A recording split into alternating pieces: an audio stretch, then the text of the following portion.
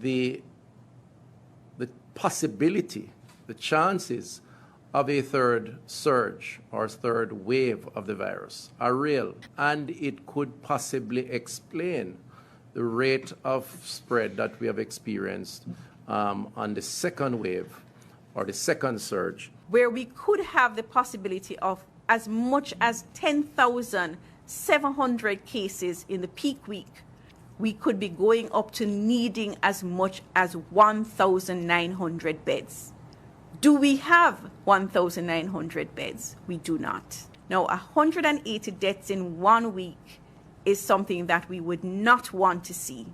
Now is the time that we have to ensure that we take the precautions, that we continue to maintain our restrictions, we decrease exposure, we wear our mask, we keep physical distancing, we stay at home, avoid gatherings, social gatherings, business gatherings, any type of gatherings. We avoid those gatherings to decrease exposure.